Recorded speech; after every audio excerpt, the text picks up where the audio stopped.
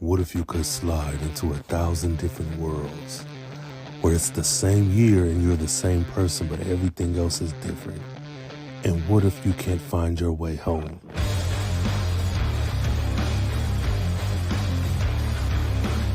Well, Robert Jeffries and I found the gateway.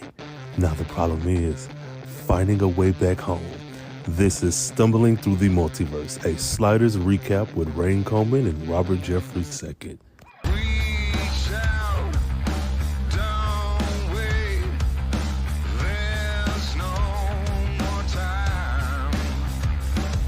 What's up, y'all, and welcome back to none other than the official, because this is the official. Who gonna say it's not? The official Sliders review show. This is Stumbling Through the Multiverse, and I am your co-host, Rain Coleman, the Carefree Black Nerd. Happy to be here again for another slide. And I have with me, what can be said about the Quinn Arturo of this podcast, the scientific mind himself. What's up, Robert? What's going on, man? What's going on? I just noticed the Coleman, Rain Coleman. Yeah. Tag, I love it. But yeah, just happy to be here. Talk sliders again. Man, first off, STTMPod, everybody use that hashtag. Wherever you do the things, comments, all that. This flipping episode, I don't know if it's like our scheduling, how we do it, or if it's just like the show itself. But I had so much fun with this episode. I surprisingly amount of fun. I went into it very negative. No reason why. I was just like, oh, this is gonna be fucking terrible. I had a good ass time. So that's my opening thoughts. Gotcha. So it's kind of getting to the point now where and I might have said this in previous episode, where I'm not remembering the order of these episodes. Mm-hmm. So when the opening scene came on, I was like, oh, okay, this is that one. And I got excited, but also had a little trepidation because a large part of this episode hinges on the Quinn, Wade, and Derek, and in this case, Derek love triangle. But so I was like, okay, I'm ready for this episode because I love the setting, I love the world. Mm-hmm. And then we get Isaac Hayes, but then I was like, we have this like love triangle. But as the episode went on, I was like, damn, y'all are actually doing this correctly now. So that's yeah. So like we'll talk that out, but yeah, like I said, there was a little bit of trepidation because of that, and we've been critical of how they handle this. Will they? Won't they? Ross, is it Ross and Rachel? Right. Thing. I don't know. Kids, watch Friends. Watch 5 or 6 people get paid millions of dollars to live in a fictional New York.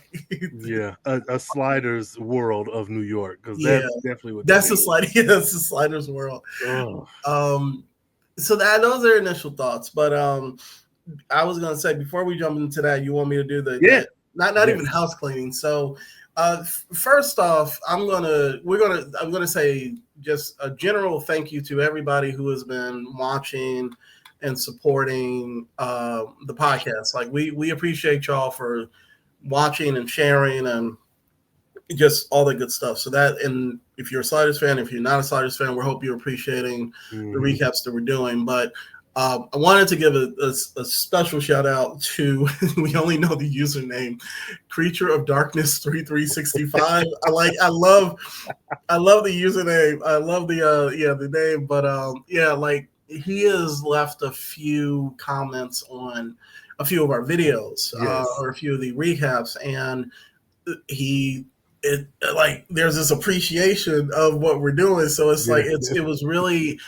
It meant a lot to see that, and the fact that we have someone supporting and watching, what our recaps.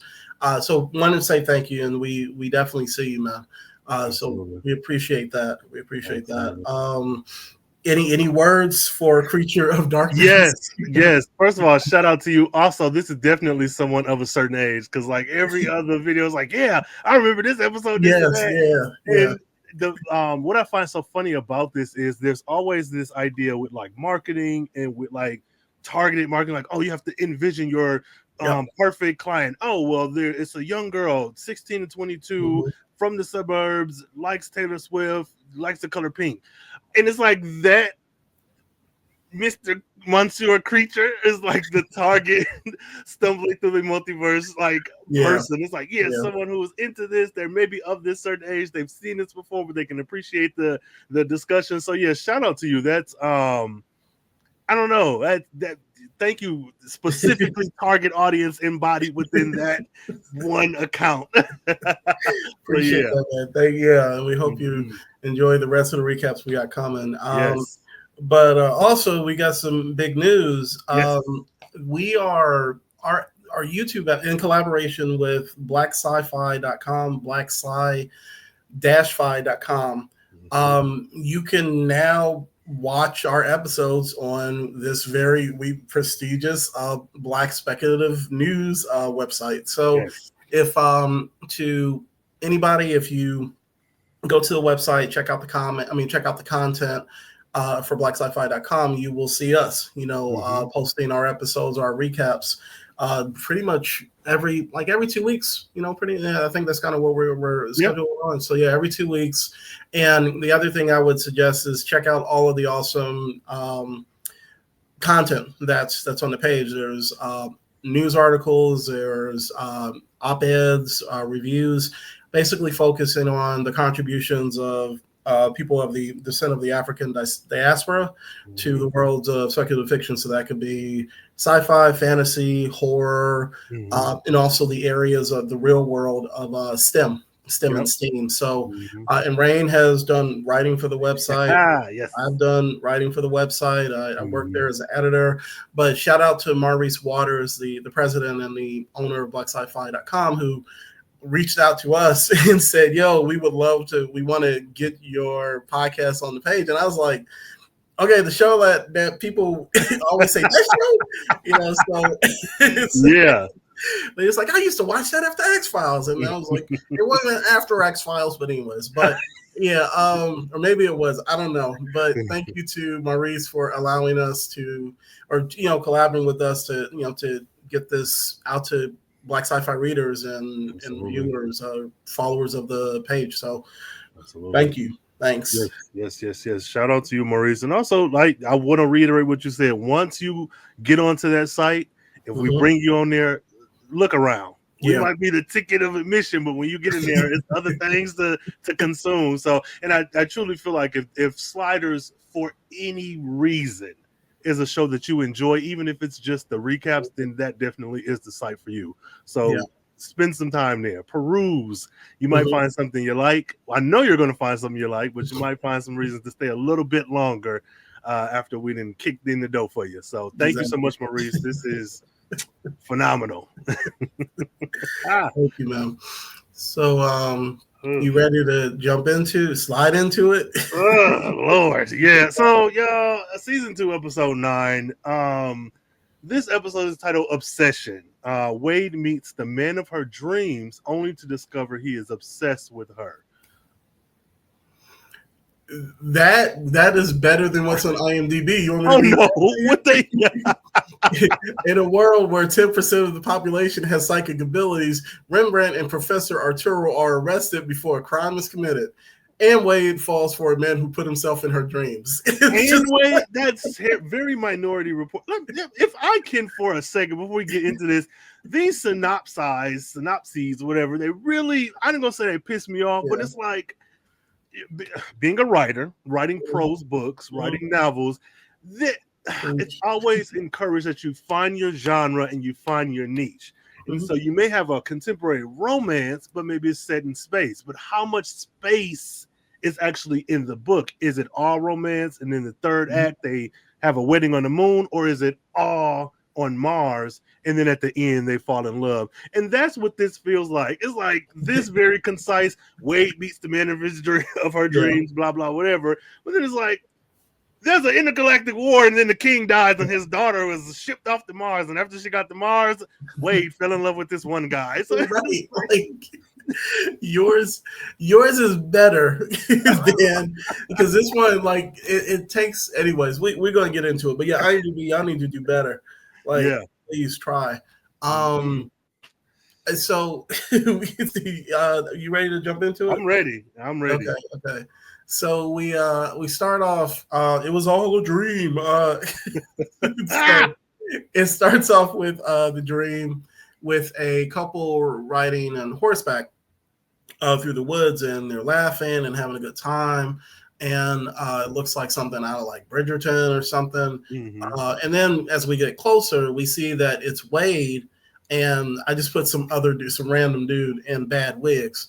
So they're dressed in the attire of that time. They're having a good time, and Wade is I said she's wearing the fuck out of that wig. And so when they stop riding, when they stop and they start talking to each other, and basically it's like this Romeo Juliet type of deal, this forbidden romance where forbidden love, where Wade is, I think she's a servant of his household, and she talks about like, oh, we can't be together, and he's like, yeah, we can, and all this, and I love you, and they are actually speaking in like kind of like an old English, accent or like dialect or whatever, and it's like something out of a Harlequin romance novel, basically. So Wade tells them, because he's like, I'll take care of you and your parents, and my dad won't hurt. His dad apparently, would look down on their relationship, and she's like, swear to me that you'll keep me safe and my parents safe, and he's like, oh yeah, I got you, and so no harm will come to them, and they kiss. And then what happens is we cut to Wade, actually, the real Wade with her hair, waking up in the bed. So it's the alarm clock is going off, and Quinn and Rembrandt start calling to her like, hey, it's time for the slide. And so she's waking up from this dream that she just had. And they get outside of the Dominion Hotel. I don't even know if it's called something different. And I'm calling this world New India, San Fran, and because all around you see, I think you see a guy walking around in like I think it's not a hijab, it's a turban. It's like, it might be a turban or hijab. Please, forgive me if I said the wrong thing, but basically you have people they're supposed to look like they're of Indian descent, walking around the streets, and they, like I said, it's early in the morning, and Quinn and the professor are, going back and forth, and Wade is still thinking about this dream. But they decide to, she doesn't talk too much about it, and then they slide, which is actually off camera, which I actually didn't mind. So they slide to this location, New World. I'll just call it Psychic World, spoiler. And they all land on each other, as happens on sliders all the time. And so as they're waiting there and dusting themselves off, and the professor's like, there's the hard ground, there's the soft ground. We always hit the hard ground or whatever. Prince rolls up on his motorcycle, and he started hearing Purple Rain music, and it's like, I was like, the motorcycle felt like it was like right out of that. But Derek Bond walks up. He rolls up on his motorcycle, and he walks to them, and the guys are like, who is this? But Wade is tripping because like she's seen this dude in her dreams, and then he brings her a single rose, kiss by a rose or whatever, and says, I don't know what he says, but basically hands her the rose, and it's something like "Welcome to my world." Yeah, and that's when we cut to the to the opening credits. So. What's going on? What are your thoughts about this? This is dumb. No, in the best ways. When I saw this opening, I said Outlander. That's what I was thinking of, and I was hoping because of the sliding aspect, which is not time travel, but it's adjacent, that we were going to get some of that, but we didn't. Wade had her bohemian Portland hippie white girl locks, and that was terrible. But I mean, it didn't look bad, but I knew that wasn't her. Yeah. What I did like about this opening more than anything, more than any critiques, is that Wade had a chance to have fun. Like in Yeah. that specific period piece role, like Yeah. she wasn't, oh, Miss Wells, you're being a silly woman. Or, oh, do this or do that. Or, oh, just be mad about some shit. Like that looked like she was having fun. Yeah. Derek looks like a vampire. He was old as hell. I did not like him from the start. I actually thought he was going to kill her in that opening when she was by that gate and talking about the water. I was like, oh, he's going to murder you. He has no good intentions. This is a very bad man. It was something. What I don't understand is why Wade had the damn alarm clock go off for 30 minutes of this episode. It was a long ass fucking time. I'm like, so what are we doing? Wait, did they have so that looked like an old school alarm clock. Mm-hmm. Did they have a snooze? Because she probably hit that like 5 or 6 times before he woke up. Something. It had to have, but I know it went like she had a copy of Romeo and Juliet on top of it, but even that looked like a grimoire. It was so big. It was like, what world are we? Well, I don't know, whatever. But it's New India, Vancouver, India. I thought he was going to kill her. Alarm clock going on for 30 minutes. I'm going to say it here briefly, but I'll probably come back to it. Mm-hmm. They should have did this 2 episodes ago. I know we're in 2025, but the dream should have started 2 episodes ago. That would have made this. Now I'll leave it there. But what really pissed me off, well, I'll wait because I think it's in the next part you're going to discuss. But the men pissed me off. Oh yeah, no, they were. Yeah, we're going to get to that. They was wilding. I mean, like I think Remy kind of got a little bit more like even tempered towards the end of the episode. But yeah, when they were all like, just like talking and shit, they forget that this is a grown ass woman. It's just like we're sliding from world to world. What if we just left a world with magic? Like, what are you doing? Somebody could tell me, oh, I know you're actually a white girl of 12 years old living inside you. I'm like, you know what? Sure, because I've been sliding from world to world for 32 episodes. Whatever you say, I believe it. I'm only here for the weekend. But how's it going, Katie? I'm fine. That type of shit. You start talking to yourself. Whatever does not get me killed, I'm agreeing with it. Fuck it. Let me go. So we come back for the credits, and Bond. I actually like this. He's being dumb. But Derek introduces himself. His name is Derek Bond. He says Bond, Derek Bond. He's like, I always wanted to say that. So, and basically he tells her that he has experienced this meeting throughout in his dreams, but also throughout his life. So he's been waiting for this.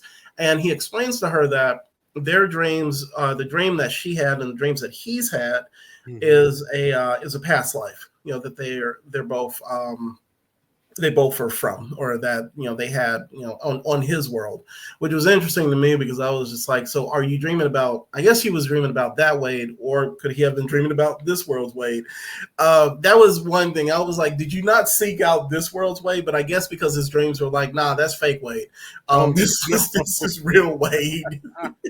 So, he explains that he's a seer, but he's a psychic, and he explains, like I said, they were lovers in the past, and asks if he can, take her out to just to explain, more about what's going on. And she hasn't told the guys what she's about to tell them. So she says, yeah, she's like, hey, I want to figure out what this is all about. And so when he gets back on the Purple Rain motorcycle and rolls away, he says, they're like, hey, and this is the first example of this. She's like, why you don't know you're about to do da. And she's like, I've seen him in my dreams. Like, after I snoozed that button for like 30 minutes, I was dreaming about this guy. And they're like, oh, so from there, and the thing that I love is that he didn't say, yo, can I arrange a ride for y'all to the Dominion? He's just like, y'all gonna get there, right? So, a car. Like he said this motorcycle is only for 2. It's a 2-seater. It said Prince, and what was the woman's name from Apollonia? Apollonia. He's like, this is for me and my Apollonia. So and so they're walking to the Dominion, and the dudes are hella skeptical, and I think like Wade is kind of, she's walking kind of a ways away from them, kind of dealing, mulling over, dealing with what has happened. And they see a sign that says that the world is actually mining the moon. So the point being is that the science and the world has progressed to a point where they have space travel that can go and mine the moon, which is so it shows there's some type of advancement. So they're not on what was it, World War Z world where they met Negan, or the prison world where they were just stuffing motherfuckers in the jail or whatever, or the jail San Francisco. But this is a good world, right? So Wade is this is the third or fourth time this has happened. Wade almost gets hit by a car, bruh. And this time it is Remy who saves her, and he gets clipped. Like he gets clipped by the car, and as the car drives away, they see the license plate, and it says Oracle 1, right? Yeah, it says Oracle 1. So the car keeps rolling on, and Wade and they're trying to take care of Remy and make sure everything's all right.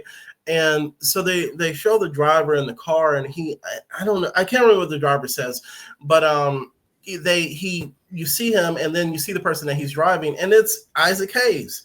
And Isaac Hayes looks at the four of them looking at him, and then he's just like, he says, let's just drive or whatever. And they roll. And I think the first time I saw this and I saw Isaac Hayes, I was just like, oh, okay. Right.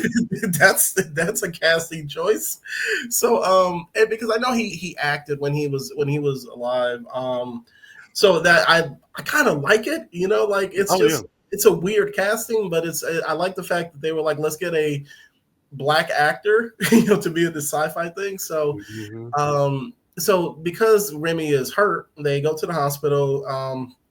And while Remy is being examined, I guess in the ER, the professor and Quinn are in the waiting room, and the professor or the Quinn, they're reading. Actually, it's the professor is reading a newspaper and a magazine, and you see the headline that JFK has just passed away at 78, and in their world, it's like, I guess this is still 93, 94, so he wasn't killed. He wasn't he wasn't assassinated, and that RFK and MLK are alive. And they actually attended his funeral. So once again, like these three people haven't been. So something is different on this world. So, so we get to the Remy being examined.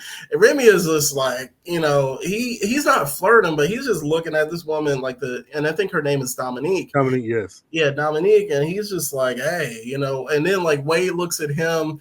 And it's funny because it's nothing is said at first because she's examining him, and so I don't think I think she sees it, whatever. But I'm just glad that we've had 2 episodes where Remy has found some type of love or whatever, for the episode. But what she's doing is she doesn't take her shoe and sock off to examine his foot.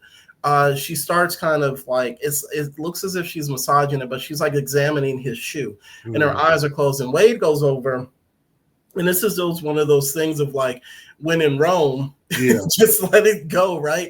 And so she goes over and she's just like, hey, don't you need to take a shoe and sock off? I mean, da-da-da-da-da. And the doctor looks at her like, I don't know if she's a doctor or a nurse, but she says, why would I do that? So, and then Wade was like, okay, and just walks away. And but before she does, before Wade walks away or whatever, she starts basically giving an diagnosis by looking, by doing whatever she's doing. And I guess that kind of, I don't want to say, gives Wade Wade is like, she's not going to keep pushing or whatever. Yeah. About it. So anyways, so we go to the next scene, and basically this is when, in addition, we start getting more of the background for this world. And that's the other thing. Like, I'm sorry, as they're talking, the doctor says, basically the Wade says, can you do her x-ray? And then the doctor's like, once again, why would I do that? And she's like, you all aren't from around there. So she knows something's up. And she essentially says like, you can either continue to lie or whatever, or just kind of tell, be straight up. So when they come out, they basically they tell the Quinn and the professor that, I mean, she's a psychic. She is a fifth degree psychic, and Mm-hmm. we just told her kind of everything about us, or at least what they needed to know. And apparently like 10% of the population has psychic abilities, and it's just something that's accepted. So it looks like they are working in various, well, we will find we'll find out like every how important psychics are later. But so she's a doctor, and they're kind of doing this as they're walking, this lore dump as they're walking to the elevator, and we see two cops standing at the nurses station, and they have these printouts of the professor and Rembrandt, and they do a double take, and then we go to the elevator, and Remy and the professor are arrested because they have their mugshots, and they say that as Quinn and Wade are like going down to the to the first floor, they said that they are being arrested for, it's a preventative arrest for the murder of Wade Wells. And so you have this big reveal like, oh, are they going to murder Wade this episode? So I mean, but anyways, but yeah, like, what are your thoughts up into this scene? Bullshit. Isaac Hayes had committed a hate crime against Rembrandt. Why that black man get hit like that? Yeah, it's awesome, kind of hard. Some bullshit. Yeah, but yeah, that the stunt work was done really well. That little spin or whatever. Wade kind of made me mad. Not like she's done in the past, but well, let me start. The guys pissed me off. It's like, oh, who is this guy? What is going on? He was waiting for you. This man was waiting for y'all to slide. Not only was he waiting, because you'd be like, oh, he just pulled up. He knew your names. He knew things about you. Oh, maybe he meant our others. So it's like, what are we talking about? Like, what? Why are we trying so hard to disprove and to? Okay, I'm gonna come back to this, not just because I just finished, but because I think this ties in. I write romance, and what I don't like is this idea that romance isn't real literature. It's not real works. It's not legitimate work. And that's what this felt like to me. Quinn said something to the effect of, oh, you know how she loves that romance stuff, or what he didn't say romance, but it was something alluding to like this silly girl. This is the shit that she just eats up. We don't know this motherfucker. And it's just like, what are you talking about?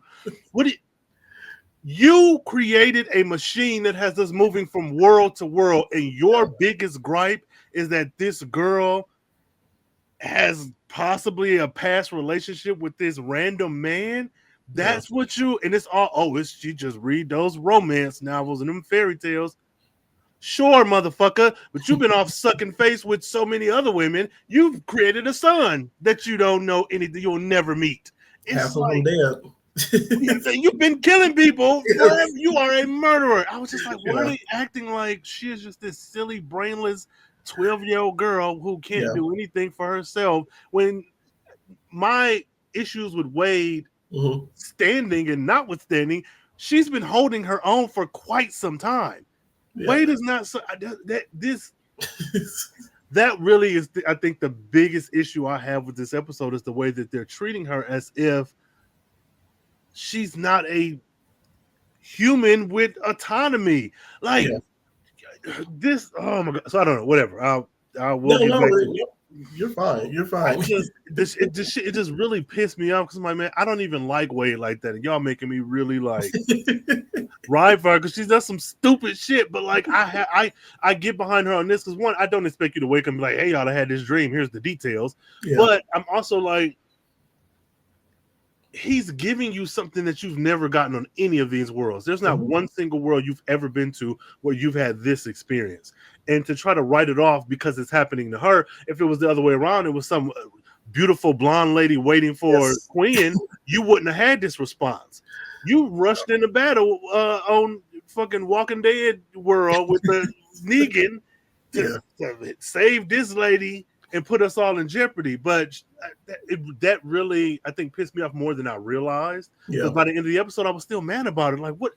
This is the only woman, but whatever. So, when we go to the hospital, Dominique, I don't know why, but I really like her. Like, what's homegirl from The Spirits? Gillian. So Jillian, I liked her, but she was like a fully fleshed out great character. Yeah. Dominique, I don't know why I like her. She's not bad at all, but she wasn't as involved in this episode as like Jillian. But I still would probably put her in top 5 of like guest supporting characters. I don't know why. It may be that she kind of reminds me of like Designing Women or like women of the 80s, big hair, pretty. But yeah, I liked her. I think Wade pissed me off in the room with her and Rembrandt because I don't understand how y'all don't learn. Why are you bringing up X-rays? Let this woman do what she gonna do. Let her do her work, right? Like at this point, we were in a world with magic. We were in a world like why are you pressing this woman with knowledge from your world instead of just kind of rolling with it and maybe mentioning an extra like, oh, how do you fix whatever? Like they never. The only thing that they consistently do is go to the Dominion Hotel. They never learn. I'm like, y'all are fucking silly. That pissed me off. There was something I want to say about the cops, the Minority Report cops that preemptively arrested the professor. What I also like about this episode is that I think my personal theory is this alludes to Wade having some latent psychic ability. Because there's no way, even if it's not her and it's a version of her, because introducing that multiple timeline reincarnation thing, that can't be overlooked. I'm sure we'll never hear about it again, but that can't be overlooked with this show. Because again, for as special and smart as Quinn and the professor are, Wade having this, I don't know, Franklin Richards as Phoenix Force, there's something there. And I appreciate that because where's the weight of this world? There has to be a weight of this world. Like, that was something that kind of stood at the back of my mind, like the entire episode. And that is with that, when I mentioned that he didn't go after her, we didn't have any mention of like, maybe she passed away, maybe she was just not a thought, whatever. So it's just weird. The thing that I was going to actually piggyback on with the guys is one of the reasons I think that it doesn't hold. I mean, it's irritating is that I think that the idea of them being protective is good, but they didn't have any like variations of how they were looking at the situation. So if it had been like Quinn being like very adamant that, this is horrible, and then the professor kind of being in the middle world, and then Remy being like, hey, let this woman live. That would have been good. But we don't get that until like later on in the episode where they're just like, where that's where Remy is, right? And then the professor and the Quinn are still. So I don't know. It was just weird because they were all like, you can't think for yourself, woman. So, so it's just like, it was rough. But it was funny because I don't think like you've rode as hard for Wade in an episode since the Weaker Sex. Probably. Yeah, the Weaker Sex. I think definitely there have been moments where, like I said, you've liked her or you didn't like her, but I think that was the episode where, and maybe it's because she's more prominent in this one. More than likely. That might be. But so we go to the police department. They're in the interrogation room, the two cops with the professor and Remy, and they decide they tell the cops that like, well, we want to file a complaint against the Prime Oracle. And the cops are like, the Prime Oracle, he's a Prime Oracle. And they're like, what the fuck is that? A plus B equals F, that type of shit. So they, once again, they don't know. And then the cops are like, well, sign these forms. And they're like, wait, you just booked us. Like, I wouldn't be arguing about going to jail, but I understand their confusion, right? Being released, right? They're like, you just booked us. And they said, well, until you commit the crime, we can't incarcerate you until you commit the crime. So sign these forms and get the fuck out. And they're like, okay. And they just sign the forms and they go. So we go back to the outside where the professor and Remy had met up with Quinn and Wade. And once again, this is where we get the info dump or the background of this, more of it from this world, where apparently in 1865, a seer prevented the assassination of Abraham Lincoln. And then Abraham Lincoln at that point was just like, yo, let's roll with this. He's like, he created a whole cabinet position for this person. And that created the position of prime oracle. So any major disasters, any assassinations, it sounds like wars, like anything major that the seer could look into the future and see, has been like prevented, or at least found, or just kind of dealt with. And it's led to this like age of prosperity and peace and love across the world. And they're going to the moon and mining golden ish. And it's just great. It's a great world. All the K's left, were able to live, like JFK, MLK, RFK, all the K's live. So that was great. So everybody is just cool. So but the other thing that, and this is what Dominique told Remy and Wade about, is that I guess like I said, the 10% of the population, basically the psychics have been accepted, so it's like the anti Marvel 616, with the birth of the mutants or the X-Men. So basically, this is a world filled with psychics where the most prominent psychic in the land has like the ear of the president. So the professor and Quinn so then we see Professor and the Quinn talking, and Quinn is still pissed. He's being pissed. I'm sorry, I don't give exact dialogue for him being pissed, because it just kind of runs together a little bit to him being upset. Yeah. So we and I think like the professor even gives him a look like he's just like, oh, okay, he's kind of pissy today. So we go back to Prime. We actually see the Prime Oracle, and Melanie. These two, we see Derek and this lady named Melanie. She's a black woman. I think she's around, maybe I was going to say the same age, but Derek does look a little older. But they're visiting the Prime Oracle, and they're giving a little bit of back history. Between the two of them. So we basically learned that each of these, they're both seers, and they are in line to become the successor for the Prime Oracle. And he sent them both a vision. So when they get to Isaac Hayes of the Prime Oracle, he's there with his assistant, who for a moment I was going to say he was the same guy from the Lottery World, which is not the same guy. So he's not the same guy. All balding white people don't look the same. So that's what it was like. It just looked like him for a reason. But the Prime Oracle tells him that, I sent you a vision. You both should have received it.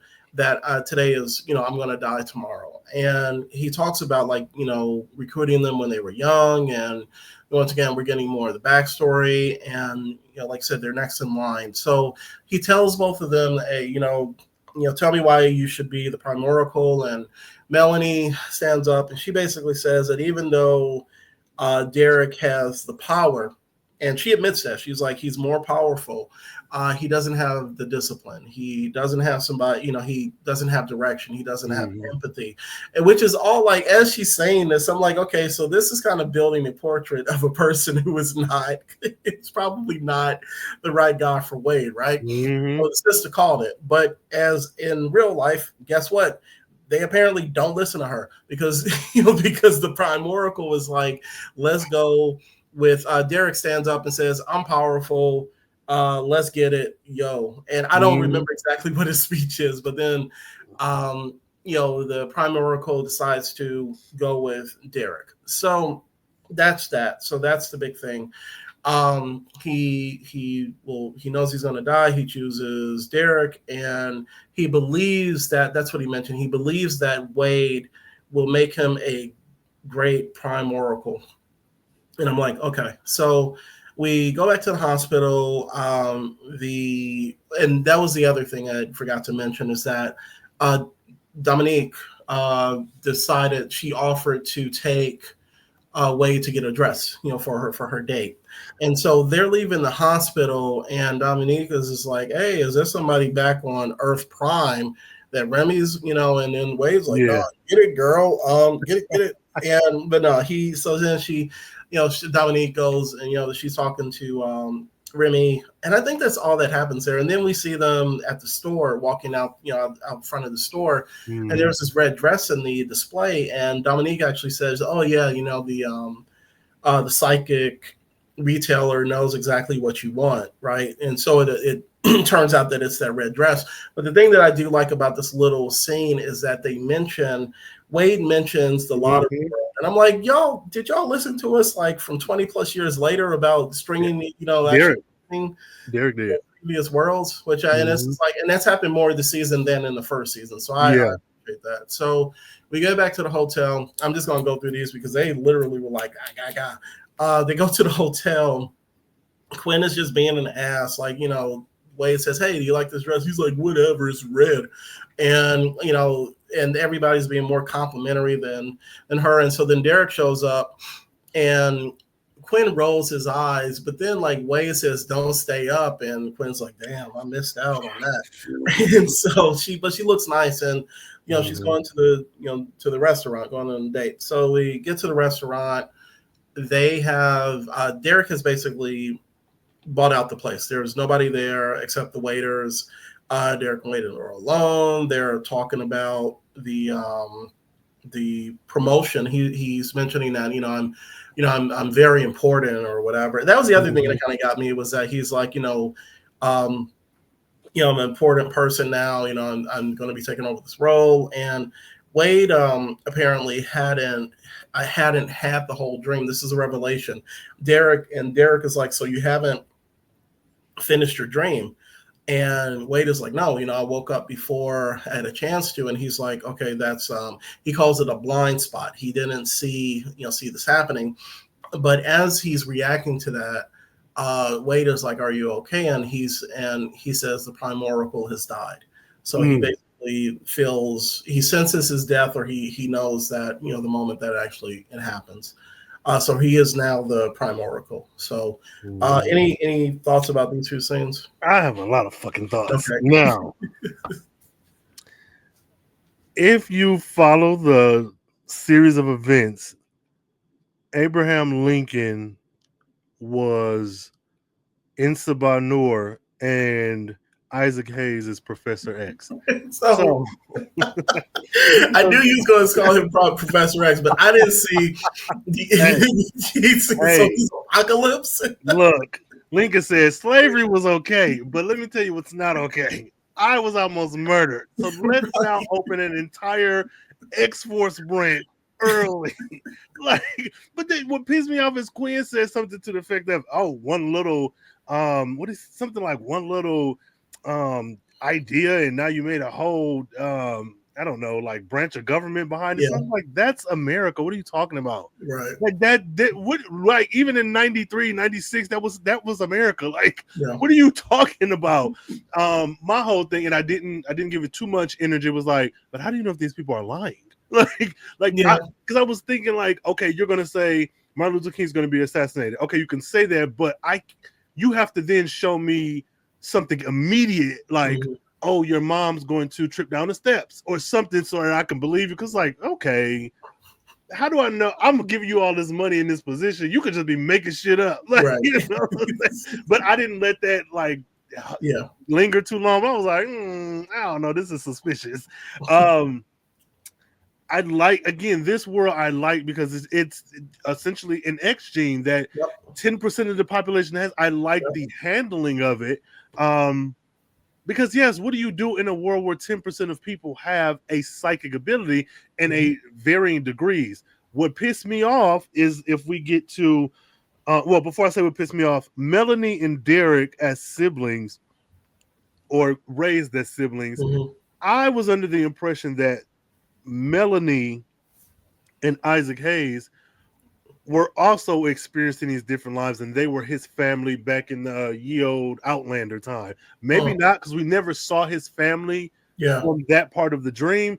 But I was like, if in my mind, if I'm thinking about this correctly, the Prime Oracle dies, he gives one of them his spot, and then he's reborn later on, just like they are, which is how Derek is able to meet Wade all of these lives. That was my impression. So I don't know. Maybe I'm coming up with something they weren't thinking about. But I was like, that would also be why I would be like, okay with dying. Like, I have my 2 kids who I raised who have power. They're my successors, and I'll be back to then raise them again to be. But whatever, maybe I gave it too much thought. What pissed me off is, yes, I don't really care for Derek, but Melanie said I thought I had more time to train, and Isaac Hayes was like, well, Melanie, Derek can get more mature, but you can't get more powerful. What? So what the fuck do you mean? I was like, wait a fucking minute. That's not how this works. Well, you have just like, why would she have been training then? What would be the point? Like, what is happening? And then, fuck that. Dominique said, oh, there's not much you can get past a level 5 psychic. So there are levels. So you mean to tell me Melanie was just a level 2 and she never I was like, solo leveling ass fucking status. You're not a S tier mind reader. I was so fucking mad. Like, what the fuck is the point then? If that's the case, she should have never been in the running. Right? Never been in. So the thing is like, the other thing that gets me is, I'm glad you specifically pointed out what Isaac Hayes said about like the different levels. Is I don't think that Isaac Hayes knew about. I'm sorry, the Prime Oracle. I just keep calling this man Isaac Hayes, Prime Oracle. Considering what happens with Derek later on, which I'm really going to get into. Yes, with him and Wade in that damn fucking serial killer 48 hours room, Netflix special of the week. Shit. You knew that your boy was off, and yet you still gave him the top role over this woman who is, as far as I'm concerned, she seemed more than ready for that role, so it was sad because you're going with, and it's a reflection of how things work in our world. You go with the most fucked up person because it's just like this perceived idea of power, and not taking the mental state into consideration, that realizing that they could possibly mess some stuff up. So Prime Oracle, bad on you. That you fucked up. Like I said, we going to get into it what happens with Derek detracts like a couple of points from me. Okay, from this episode, as far as like how that whole thing is resolved. But yeah, when you said that, I was just like, no, you knew he was fractured, from the jump. Which really pissed me off, because if you think about it, had you have made Melanie the new Prime Oracle, we still could have gotten the exact same story. Yeah, it's like that. And then it's also like, this is a Black woman who has power, who you have raised. So you're a terrible parent then. You didn't raise her to the best of your abilities. There was so much going on in that one scene. What pisses me off even more than anything is, this ain't X-Men. Y'all are not battling. You are quite literally advising the president. So do you mean to tell me a level 5 I can see 3 years into the future, where a level 2 can only see 2 weeks? Like, what are we doing? Because at that point, where's the council of psychics? Because he pissed me off. I will say, like you say sometimes, like, you wish that we had like 2 episodes in this world. Yeah, I'm getting to the point now where this is the Disneyfication of everything, where Disney is just like, oh shit, we got all this stuff, multiverse it. We got to give TV shows and movies and everything, right? Podcasts and stuff. I wish that if we get a Sliders, that they decide to do mini series in each of the worlds. Because if you get a chance, like we would have had a chance to have a few episodes. I mean, it could have been 3, 3 episodes here where we learn about the background and the lore and the history of everything so that we can learn about the different levels. We can learn about the history, see the seer jumping in front of the bullet, when John Wilkes Booth, and then Abe is like, I got that. That's awesome. That type of shit. So it would have been cool to kind of spend some more time here, but I don't know, like a couple of episodes would work. So we go back to the hotel. Quinn and the professor are talking about the world, and they're talking about Wade, and Quinn is being Quinn.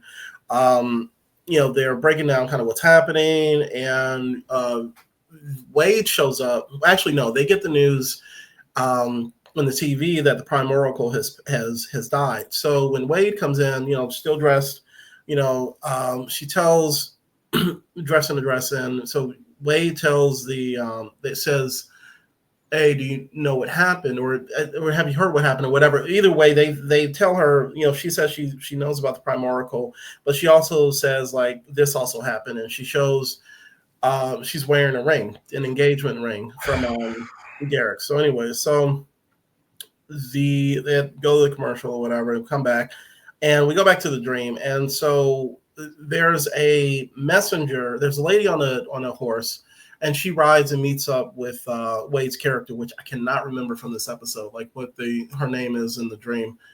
They don't even say what her name is; they just say Wade Wells. So we'll just keep it at that. So so the lady says she's a messenger from Richard, and tells her to meet that's his name. His name is Richard in the dream, to meet Richard at some place because the dad is all upset and saying like you can't date no poor person and all this, and that's kind of a homicidal way to look at this shit. But anyways, it's crazy. But the father found out about the both of them. And then she asked about her family, and the messenger's like, well, I don't know nothing about that, but Richard's going to keep you safe. And so she's like, just meet him at this place. So, that's where the dream ends with, I think, her riding off. And so Wade is woken up by a phone call to meet Derek. And she's like, okay, so she meets him.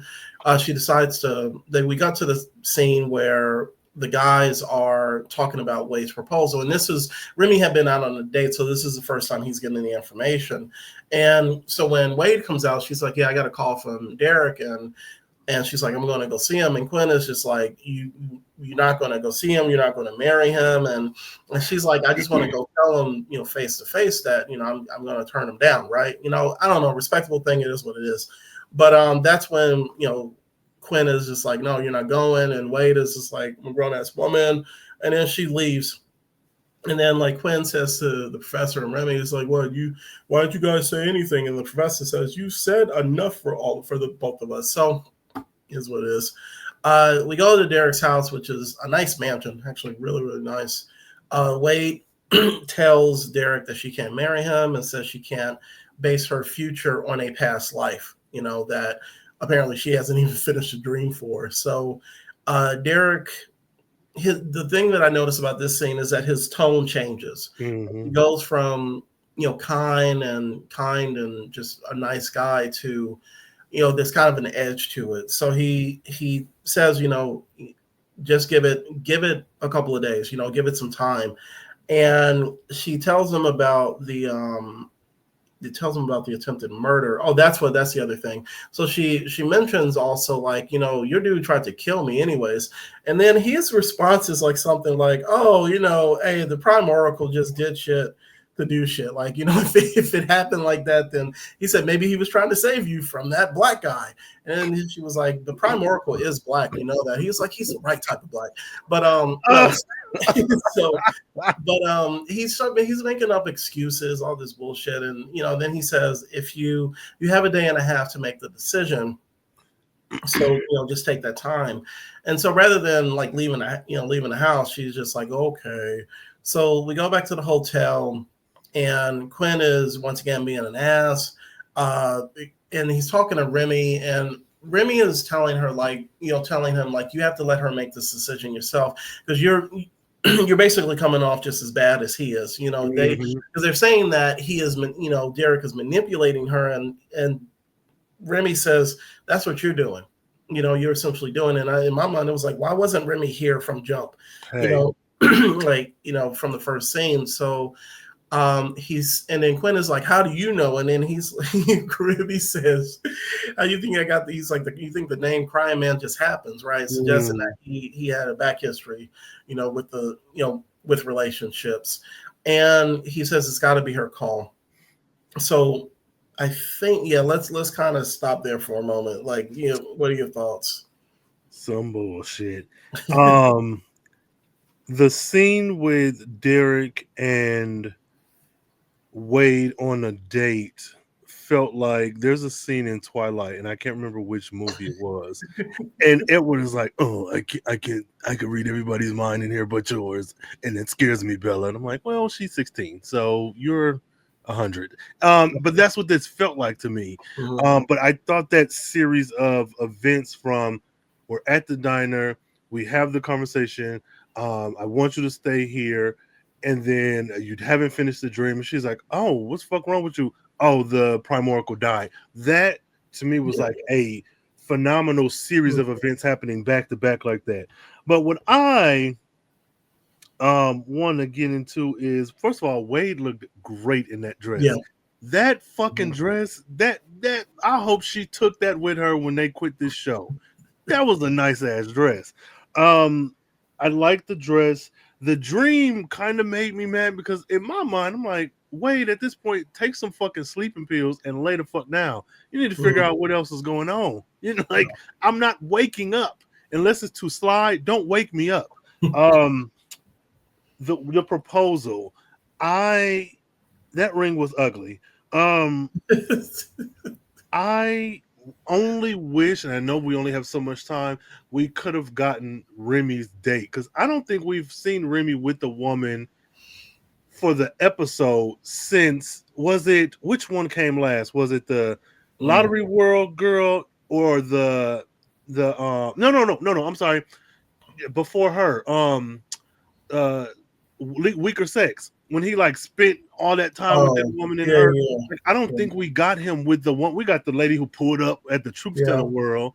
We got Lottery World, but even that, it wasn't like she was about to die. Like, it wasn't, so I really wish we had gotten to see Remy on a date with Dominique, because she had game. She was like, "Oh, do Remy got somebody?" She's like, "No, he don't." And he was like, "Oh, what about sliding? How about that?" He was like, "Oh, it's a lot." So she said, "Well, I don't have any plans. I'd love to talk about it over dinner." I was like, "Oh, I like her. This motherfucker is on her shit." So I would have loved to have seen at least a little montage of them on a date, because Remy deserves. Quinn is a bitch. Yeah, he was. I am not a fan. He is a fucking child. He is pissing me off. The amount of women that you have kissed and slept with and had romantic relationships with on all these worlds, and you are big. And the thing is, if you break it down, Wade's love interests have always been more quality than his. The guy who they effectively just killed off from the Lottery World, he was a well-rounded person. He had a lot of life experience. Him and Wade, it was kind of insta love, but it was a shared attraction. He was a fully realized person without a lot of trauma. And then who else? And then, well, the guy here, he's like got a bunch of shit going on, but he's somebody who she saw in her dreams. He's somebody who has a shared life with her. Like, you aren't making the move to be with her, but you don't want her with nobody else. But when she comes across a motherfucker, it is somebody of quality, of status. She ain't just fuck around with no lames. Like, and you out here, not to say that these women is terrible, but like, come on, you picking people from the wrong worlds. If we're being honest, she got better taste. If we're being honest, like she know what world to fall in love in. I'm gonna just say that, because it ain't it. What you say, World War Z world with that was not the world to be picking up strays to be in love with. That was too much trauma. But so fuck him. And Wade saying don't wait up, I clapped. That was amazing. Stick it to that motherfucker. Tell him don't wait. She said don't wait up, because I'm leaving my panties with this man. And I wish the fuck you would have something to say, Quinn. Oh God. So that fuck Quinn. That's what I got to say. I'm done. That was a moment for me. I was happy. So we go back to like I said, the hotel he was being at. So we go back to Derek's house or mansion. And also, let me say this: his house is on the grounds of where the Prime Oracle lives, because there's a part where, it's there's a, just to show how massive and important this role is. So back at the compound, we'll just say that he makes a. So this is where it gets like Silence of the Lambs-ish, whatever, or weird. And he takes her into this room, which is a replica of her childhood room, like down to the stuffed animal, like the smallest detail of a stuffed animal. And she, she's just like, how did you know about this? And he doesn't say anything. She's like, wait, did you read my mind? And she's like, that's a violation. Like you took a memory from my mind without, telling me, or you like read like personal thoughts. And she says, that's basically rape. And he goes, whatever. And he starts like, this is when he starts descending to me. Like, I'm not saying like before that he seemed skeevy. Okay. Like he seemed definitely like, especially it might have been the scene with him and Melanie. Yes. Yeah, that was from that scene on. That's when this guy started to like make a descent for me. And this is the most fucked up example of like where he gets to. And so so she tries to leave. And then he's just like, no, because I know once you leave, you ain't coming back. And so she's like, okay, Hannibal Lecter or whatever, or Buffalo Bill, just calm down. I will stay in this murder room while you possibly watch me through like a peephole or whatever. Like, just like everything is creepy about this. She says, I'll stay here, and then, we'll have breakfast and we can talk about it. She said, you day and a half, right? And so then he's like, okay, you stay. And then he closes the door, right? And so the thing that got me was like when she picked up the phone to call the guys, I thought he had just cut off all phone communication. Yeah, so I was happy for that she had the ability to do that. But like he ain't Buffalo Bill, because he just left the lines of communication open. Period. So she calls her crew, right? And so the next scene that we see are the Sliders, the three guys and Dominique in this like small car. I thought it was a car from the British monarchy world, the one that broke down. Oh yeah, they got into that it's like small, and then it broke down. So so they're in this car at the compound. So they're waiting like in this like garage like area. And why did I say her name was Valerie? So, anyways, her name was not Valerie Robert, past Robert. So Sliders and Dominique are in the car waiting for Wade, and they're like, "How is she going to get here?" And Quinn is just like, "We need to knuckle up and buck up." And the professor is like, "Calm down." And so what happens is they see Wade on this like, there's like 2 floors above them. She's above them. Let me just say that, and she's like on this I was about to say shelf, but she's like on this walkway.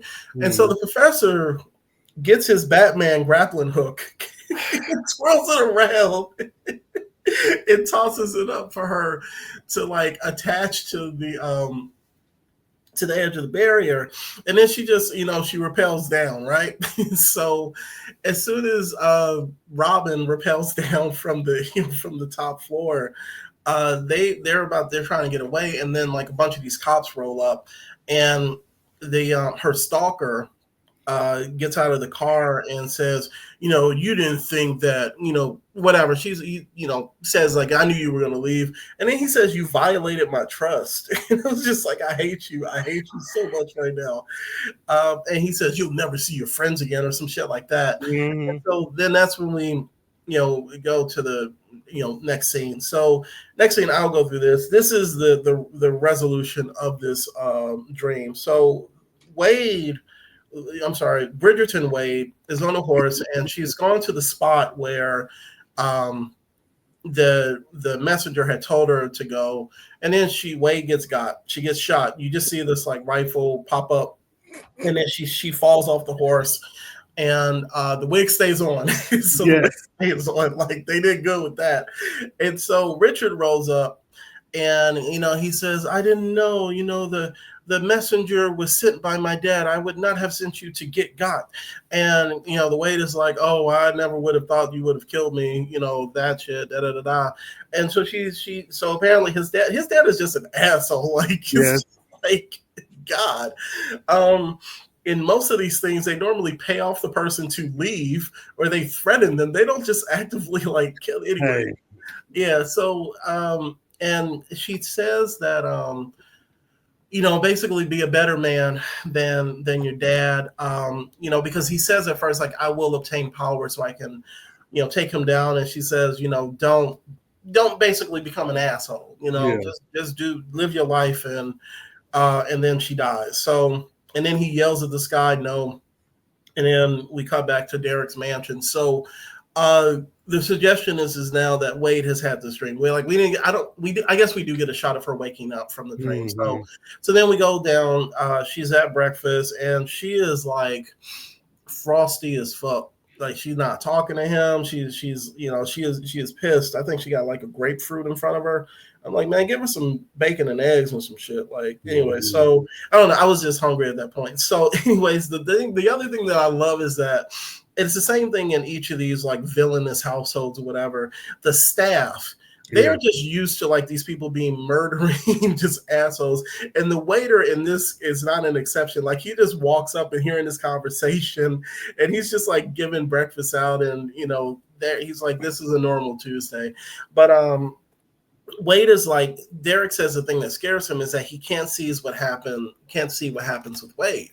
Mm-hmm. And Wade is like, well, hey, that's on you. I'm tired of you and all this shit, and I want to go. And basically she says, I will never be what you want me to be. Mm-hmm. I will never love you. So and he's like, I gotta go see the president, and then he leaves. I think this is a scene where he leaves her and goes see the president. So because this is, he has stepped into his role as a prime oracle. So at the hotel, Quinn and the professor, they were just drinking a lot at the bar of this episode, but Remy went out. Yeah, like it was funny because like a couple episodes before, it was the professor and Remy at the bar. So now it's traded off.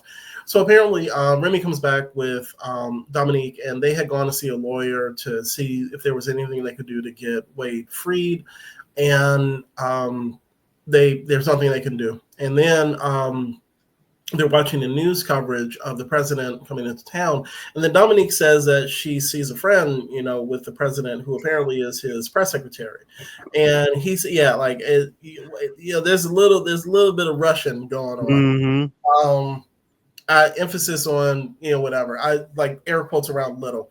And so she said, and they're like, hey, can you have her get in touch with Wade? And she's like, hey, I got it. And so anyway, so she's a speechwriter, that's what it is. So says it can't hurt to try. We go back to Derek's house. I think the guy that actually assists him now is called the Regent. Wade tries to talk to this guy to say, can you help me? And he says, no, I can't help you.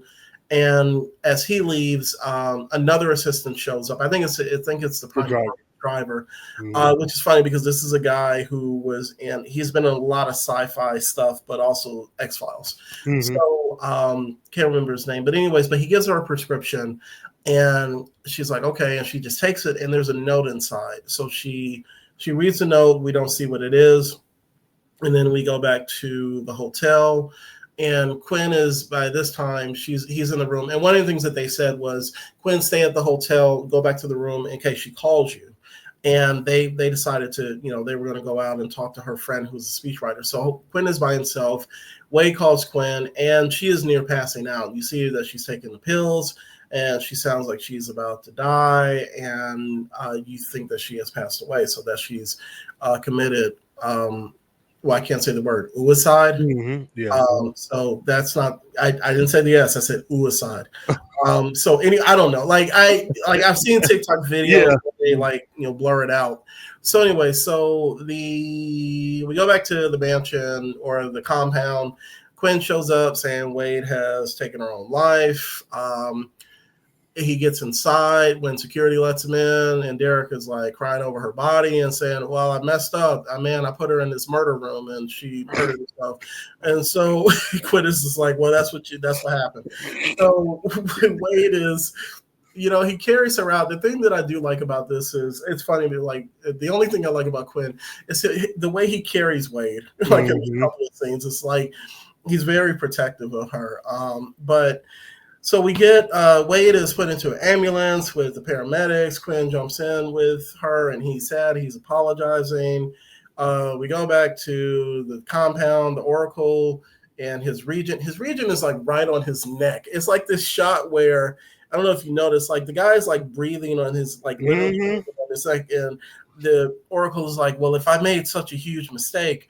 So the thing that I love is that his mistake is not the murder room, but the mistake is the fact that she has taken her own life. Like everything before that, he was like all right with. So anyway, so he's like, if I've made this mistake, then I don't deserve to be the prime oracle. And then the guy's like, well, okay, we got to move some shit around, but okay, if that's what you want. So like, and so we go back to the ambulance, and I think that's when we come back, that's when he says, if you want to move some shit around, we got this. So the oracle doesn't want to go on. The ambulance actually pulls over, and Quinn is just like, this isn't where the hospital's at. I'm like, this is not your world.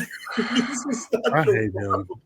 Why not just have him say, why are we pulling over, right? You know, but you don't know where the hospitals are at in psychic world. Like anyway, so they pull over. The paramedic, you know, he opens the back door, and then Dominique comes from a tunnel or like some area nearby, and it's nighttime, and she jumps in, and then you see Remy and the professor walking out with no sense of urgency, and Remy's like, everything's gonna be okay, and I was like, but they don't take into account that in Quinn's eyes, Wade has died, right? So they were just like chilling.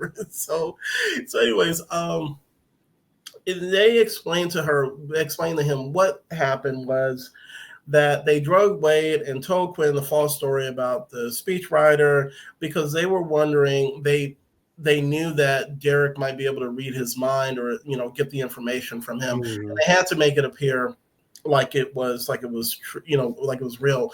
And Remy actually says he came up with the idea about the whole thing of like, oh yeah, we are going to kill her according to the police, right? So everything has actually happened according to plan. You know, maybe not, you know, directly, you know, you know, or whatever. But so they come back to the compound, and then the oracle is like, this is when he's over his shoulder. He's, you know, and he's like, she's alive. Let's go. And so we go back. Wade is alive. Quinn is, I don't know, Wade is alive. They're just standing there, and then the oracle rolls up with the police again, and Derek is like, I will let you go. It's just like, what the hell? And so, and apparently they say that the prime oracle, the original one, Isaac Hayes' character, set everything up, because apparently Dominique was in on it, and I was like, please don't tell me that she lied to Remy about being interested. So anyway, so at this point, he's all right, because he's just like, you know what, go slide to other worlds, and you know, I'm going to be a good oracle because you taught me how to be a better man, or some bullshit like that. So they slide. Remy gets a kiss on the cheek from this woman, or kisses her. And I was just like, okay. And so they slide, and Quinn is, I think, still carrying away because she's kind of out of it. And so that you see Dominique and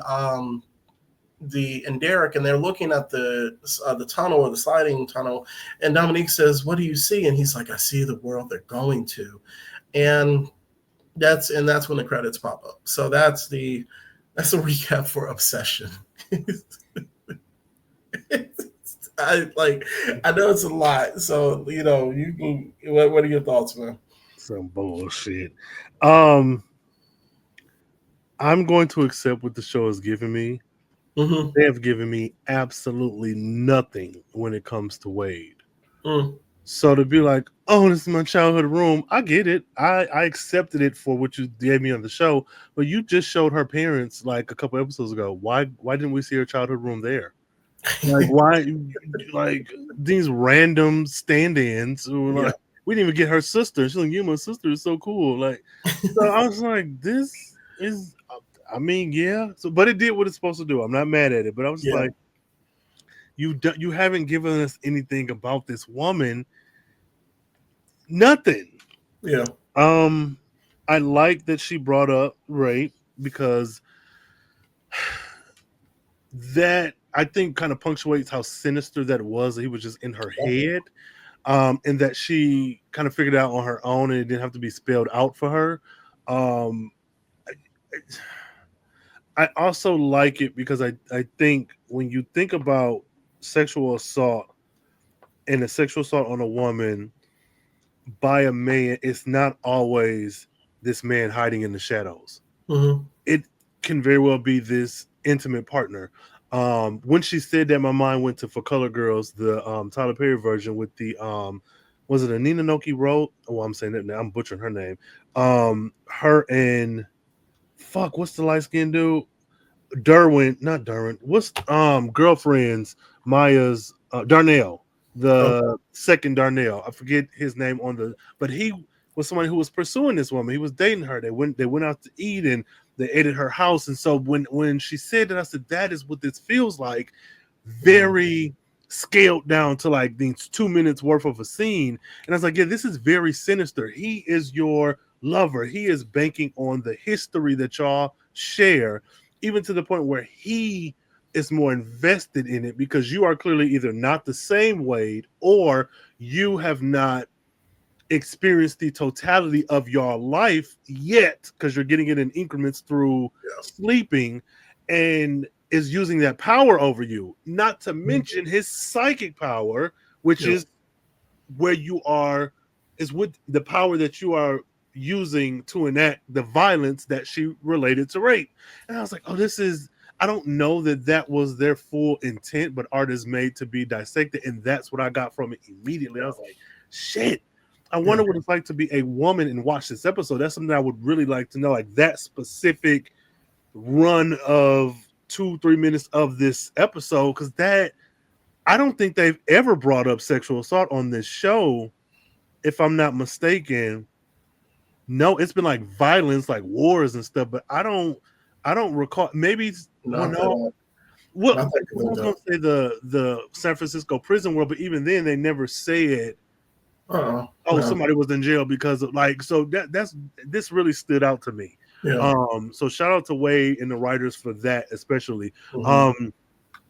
I don't like this kind of redemption arc that Derek was able to go on. I didn't like that. Yep. I don't think he Yep. deserved that. I'm okay. It's the 90s. You're wrapping it up with this our villain of the week, but I really Mm-hmm. don't like it when, especially when the idea of sexual assault had been introduced and Yep. we had Melanie who should have taken over at that point.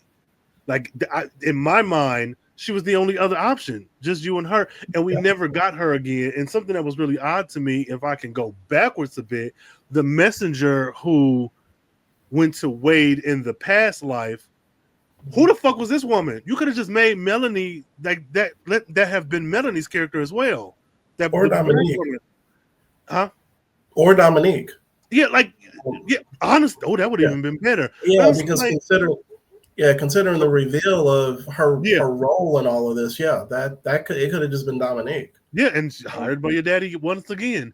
Yeah. So I don't know. Something about that just really. I was just really disappointed that he was able to get this. Oh, I let you free. Like, girl, you Yep. what? You're so obsessed with me. This is like, I don't know, I was gonna say single white female. It's not that, but like it's that level of Mhm. obsession. You need to fucking relax, Derek Richard. Like, what are we doing? So I don't know. I also don't like that they named him Richard. Just keep his name Derek in all lives. Because he was like, wait, I've been waiting for you. Just let her be Wade in all lives. It was like, this is why introduce all these names. This was a dark version of Beauty and the Beast. Yeah. That's what this was. Yeah. This was, I've locked you up, you paying the toll, fuck your family, you're staying with me.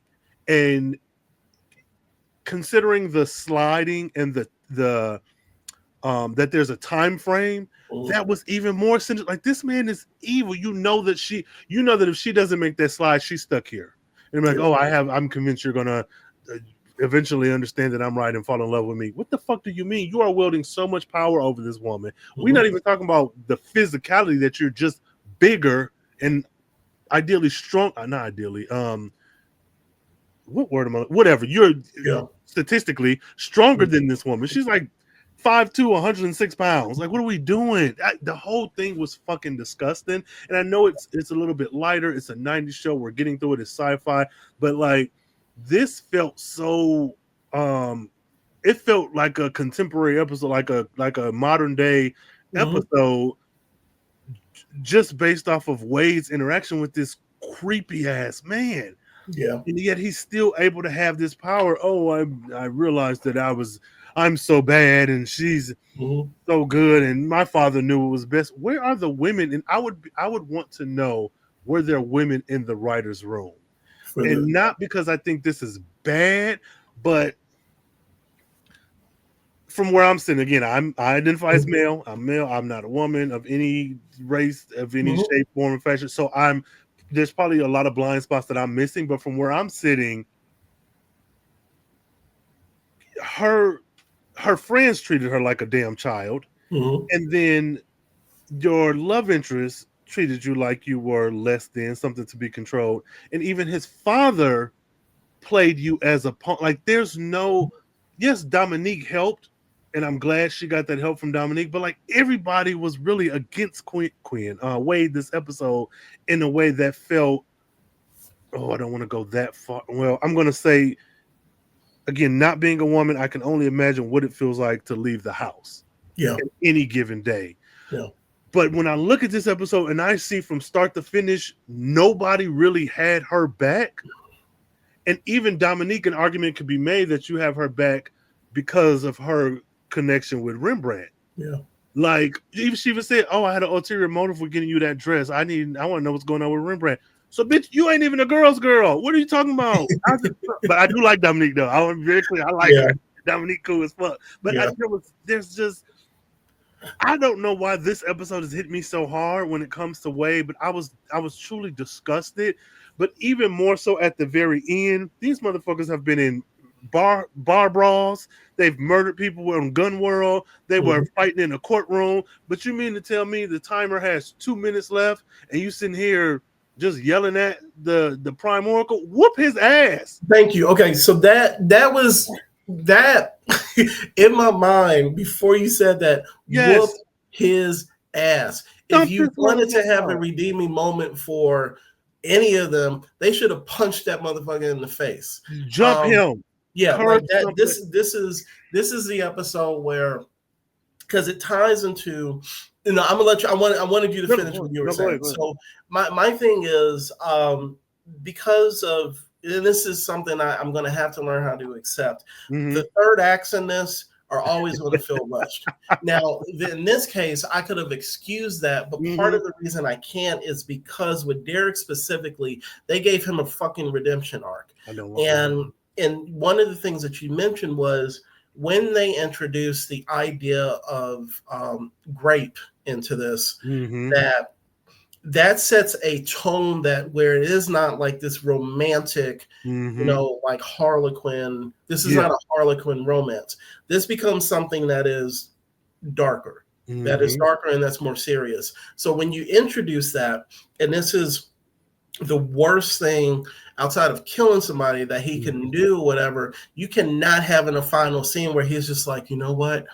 I understand that I was wrong. And I was just like, no, you are a horrible fucking person. If I had written this episode, like you said, he would have lost the Prime Oracle spot, and that would have gone to Melanie or whatever. And it should have gone to her from the beginning. But it's this thing of like, you are still making him the hero that he was in that romance, story that you wrote. And that was the thing that really irritated the fucking, because like once that, I'm not saying that he didn't seem like, skeevy before that, but like before that scene, after that scene, I was just like, no, he should be the one being like, I don't know. I'm trying to think of like an episode where the villain has died. No, you know what? Let's like Negan. He should have been the one in that cave and all the rocks after they had shot Negan, and then all the rocks fell on him just so you could say, this motherfucker is dead. Yeah. He is better than dead. That's why I hated that. I hated that. I didn't like him, but I also didn't like that they gave this like a happy ending where Wade looked at him, and even though she was groggy, they had her like look at him like, hey, shit happens, right? And then they just left. Like, don't do that to that woman. Don't do that to her. She deserves so much better. Yeah, I mean, like you said, every point you made, I like I said, I agree with. I just that was the thing that like it irked the fuck out of me. Mm-hmm. And it took it down a couple points for me. So Yeah, but yeah. So who's your favorite and least favorite character of this episode? That's a little tough because I just want to go with Dominique. You know, she didn't really do shit. Dominique, I don't know why she made such an impression on me. She didn't really do nothing. What she was just fondling that boot. She was having a good time with that boot. I don't know. So I don't want to go with her because I don't go with her often. I'm going to go with Wade as my favorite. Okay. Because I won the actress being able to play that more. Because I don't think we've gotten Wade with a variant that we've seen. Like, what am I trying to say? We haven't. Okay, no, it's been now. It's just been Quinn and the professor, and I will leave it at that because I don't think like Remy or we got his twin brother, but that was not. Yeah, that was kind of different. But that is his. Yeah, so technically, that was his variant. So yeah, Wade hasn't had one. Yeah, the one she had in episode 2 was like murdered because of Quinn, dumbass. Right. So I like that she got a chance to like play in the toy box. And it was something so drastic. It wasn't a contemporary just with blonde hair. This was like an old school Bridgerton lady. So I think that was done well. I think she handled herself well in this episode. The only thing that really pissed me off is telling the villain your plan. Let me go. I gotta go home. I'd be like, oh, let's have sex. You go into the bathroom and get ready. And I'd have ran out of that compound. What are you talking about? Yeah. What are you talking about? Oh, I gotta go. Girl, shut the hell up. What are we doing? Do not tell the villain you're trying to get away. No survival instinct. What Stack say? No vision. Like, no vision. What are we doing? But Wade, I'm gonna go with Wade as my favorite.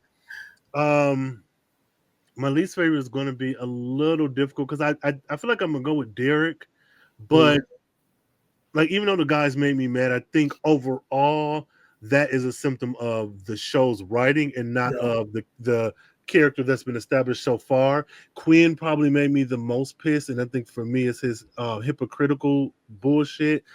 But I think I want to go with Derek, but I kind of want to go with Prime Oracle because why didn't you fucking pick Melanie? Yeah, like you could have avoided all of this shit if you had to just pick Melanie instead of trying to run the fucking Wade off the road. So I don't want to. I'm not about to go against that black man. Derek, it's you. Derek is my least favorite. No, whatever. Like, no, he hit another black man with that car. This is true. Had his driver do it. And he had his Asian driver do it. What are you trying to do? Like, what's this POP solidarity? Exactly. They had all the minorities trying to kill each other. So, oh man. And then the man came and gave her the prescription. He was like, "I tried to kill you, but here's your prescription." Like they were, and I'm trying to kill you again with this prescription. Right. Good Lord. Because I'm in on it too. Yeah, everybody except Derek, Grapey Derek. Man, so my favorite, I'll just choose Dominique. I'll just choose her. Even though she was a part of this shady bullshit. Yeah. I don't know. Like I liked her. I liked the character. She was cool. She was cool. As far as who I don't like, it was weird because I was gonna say it's a toss up between Quinn and Derek, but like even though I didn't like, even though Quinn stayed in his feelings like a petulant child for the remainder of this episode, and he's done that before. It's Derek because, like I said, that is the epitome of the world that we live in right now. That is like for him to, for them to give him a storybook ending after literally doing, like I said, what he did to her. I can't excuse that. Like that was like that pissed me off. Like if I had been in the writer's room, I keep saying this, I would have been like, wait, hold on. Y'all ain't giving this man his comeuppance so he can just have a moment at the end of the episode to like a cliffhanger. Mm-hmm. Like Dominique could have done that cliffhanger. Man, look.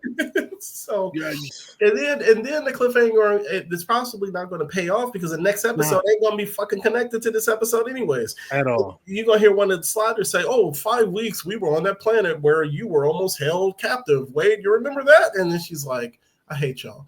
Right. So that type of shit. So it's not going to pay off. Like we know the show never pays off with like the. I was surprised that we got a cliffhanger. I know where they're going. Yeah, like whatever. They went into a portal. That's all you could see, Derek. So now he's my least favorite. Ugly self. And with Quinn being an honorable mention. Hey, how about we got through an episode where the professor wasn't like, right, which is crazy. That is wild.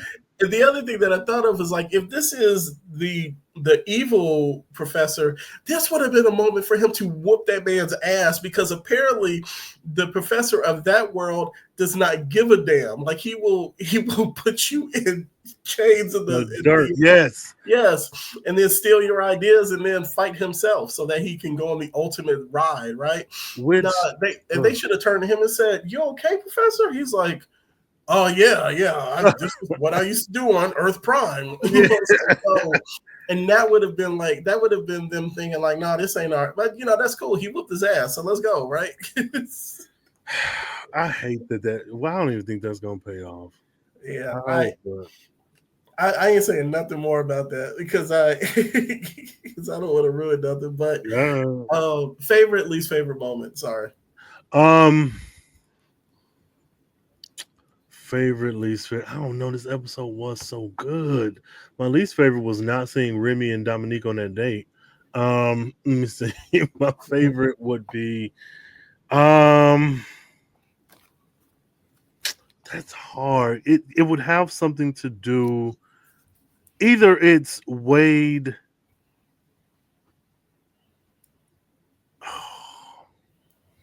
I think I want to go with like Rembrandt telling Quinn, "You are fucking crazy. Relax. Like you're doing the same shit that this motherfucker doing." But he didn't change after that, so maybe not. Fuck. I'm just gonna go with my favorite being those Bridgerton flashbacks. Simply because it looked like she was having fun. Like you were able to get out and do something that impacted the story more than just "you're a woman, shut up." So I'm gonna do flashbacks as my favorite. Least favorite was the ending. Yeah. I think specifically that motherfucker coming down the hill to my I'm gonna let you free. We have 2 minutes till we start. I wanted Quinn to put the timer in his mouth and open a portal in that man's head. Like, fuck all that. What do you mean? Oh, I'm gonna let you leave, man. We leaving with a black eye for you. They should have stomped this. I don't understand. Should have whooped his ass. Like, I'm talking about everybody. Dominique, all of them. She's like, Dominique was so fucking happy. She was just smiling, like, yeah, what the fuck is it? She was vibes, all vibes. But yeah, so I'm gonna put least favorite is the ending, specifically. You can leave. Wait, you can let me leave, girl? Shut the hell up! Like, take that blanket off. What does the blanket have to do with you being drugged? Take that off. She was cold. She was cold. She was so cold. So my favorite scene was just that moment when she was walking out in that red dress and she's like, "I'm about to get it in, Quinn." She did. Yeah. You know what I'm talking about, right? You made a baby. No, yeah, I liked it when she said that. And then he was just like, "Ooh." It's fucking, and I like Jerry O'Connell, but they made him look like an asshole in this. This one. Least favorite scene, because I don't want to double up. Was fuck it, them giving the power to the least mentally stable person. Like, just because you got the power, you remember what was it? at the end of this may not be comparable, but at the end of Juice, and that man said to was it Omar Epps, right? You got the He said to Omar, he said, "You got the juice," and then Omar Epps said, "No, I ain't got it." Omar Epps knew right. that if he took the juice, it would corrupt him. Power, absolute power corrupts. So Derek got the juice, and he just he just went ham. He went crazy. So yeah, that scene where the Prime Oracle gave the power to the person who didn't deserve the juice. I don't even know where Melanie's at. Let's see. I'm gonna check IMDb, see what the actress has been in. But yeah, that was my least favorite scene. But let's say this is the first, y'all. Sliders history. I am creating a rating scale based on something that Rain just said. On a scale of how many timers stuffed down Derek's throat to open a portal, how many rating it based on that? How many of those? How do you rate this episode? I got the visual in my mind, like it just expands in his stomach and it just turns into the boys. Right, that's what they. Oh, just kill him. I'm just end him. I mean, end him. Oh, sorry. Okay, this is a little hard because I thoroughly enjoyed the episode, but I did have issues with it. I'm going to put it, and I probably would rate it higher, but I'm going to stand firm and put it at a 7. I think it probably deserves more, but to your point and to the discussion of this episode, that ending knocked it down a whole lot because I think this probably could have been closer to a 10. Yeah, because I had fun with it. It was really fun. So, but I'm going with 7, a solid 7. okay. Yeah. So I'm now looking up this woman. I'm sorry, for Sliders, Melanie. I can't even find a picture of her on IMDb. That's crazy. Yeah, and then her birth date. I'm sorry. Let me. I'll get to my phone. Sorry. December 1st. It says 19 ? What? So she's a fighter. She's been okay. She's a vampire. Yeah, rating. You said 7, right? Yeah, solid 7. For me, I'm at the same. I'm at the same point. I think that. Yeah, the ending is really what ruined it for me. It would have been. I think my scale would have been somewhere between 8 and a 9. Yeah. Let's say 8 and 8.5. I would have been there. But the more and once again, because I forgot specifically about that moment. That from that point and just rewarding him, and it pissed me off. It really did. And them not realizing that with the script is just seriously. And how do you not realize it when he even himself said, "I'm essentially a terrible person. I can no longer be the Oracle." And Homer's like, "Yeah, well, let's just take the role and then we'll give it to somebody else later." He acknowledged he was a bad person. And they were like, you know what? You wore the fuck out of that jacket. You got it. I don't know. Whatever, man. So yeah, so it's a 7 for me. 7. Okay, 7's across the board. That's fair.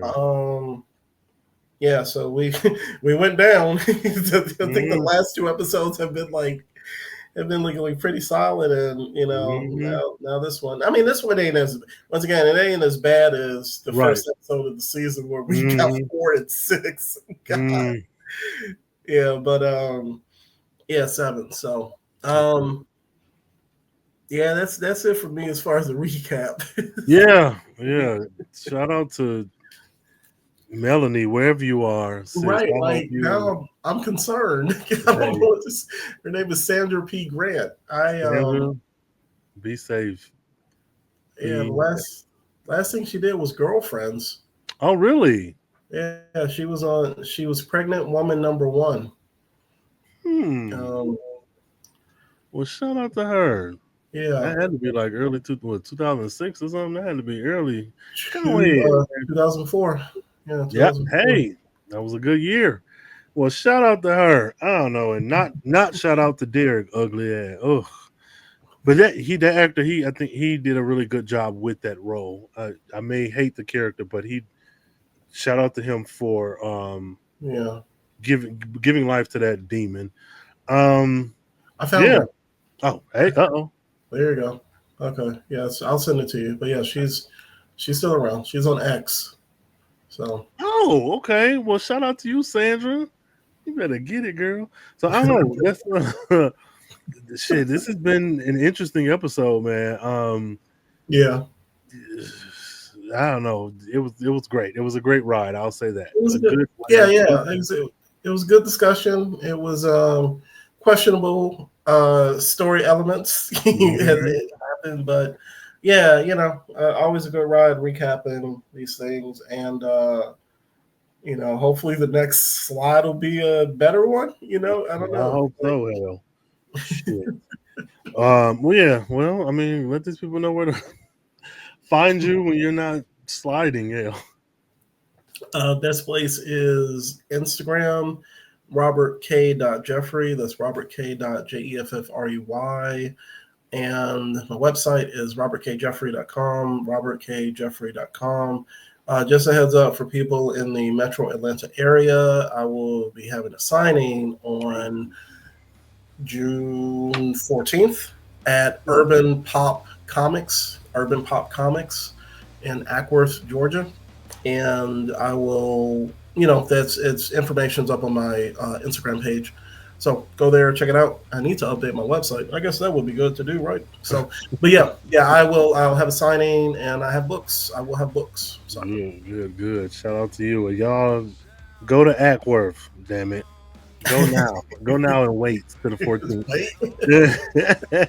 If you're a true fan. like Derek, like they're gonna be there, like Derek. That's what we've been waiting for you, Robert. And then I turn right back around. It's like, I ain't going through that. Oh my god, yeah, we said that ends shit. Okay, well, cool. And y'all know where to find me anywhere you find podcasts. Search for Carefree Black Nerd. Of course, if you're on the YouTube, check out the other videos. Check out the other videos in this series. If you're on the podcast, do the same. There are other podcasts. There's countless. Well, you can count them, but there's other Sliders podcasts of us, not other people, of us. So check out that. And then shout out to blacksci-fi.com because, like, Yeah. hey, it's another home for the Yeah. show. Thank you, man. Thank Yeah, you. good for you, Maurice. Thank you for help for doing this and for partnering with us and all that good shit. And then me, if you speaking of literature, my book is coming out June 10th for the paperback, June 13th for the ebook. So if you are a romance connoisseur, be sure to check that out. I'll link the ebook pre-order in the show notes and all that good stuff. Yeah, shit, that's pretty much all I got. Break Amazon pre-ordering their book so much that they're at Amazon headquarters in a city I don't know, being like, "What the fuck is this?" Yeah, do that, please. Do that, yeah. Like share, pre-order, run them numbers up. So Yeah. so I'm looking forward to it. Oh my god! Send me a link. I'll pre-order now. Oh no! Yeah, I'll pre-order now. Okay, I got you.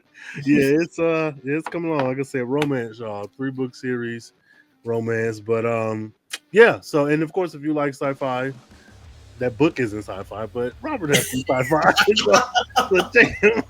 I mean, we mentioned like technology. I have my own Siri in there, if that counts. But yeah, but yeah, that's pretty much it. So follow us, motherfuckers. Stay carefree, stay nerdy, stay geeky, stay reading, and stay supporting us in our individual endeavors in this show as well. And until next time, don't kill people. Don't attack your loved ones. I don't know. Just don't be a Derek.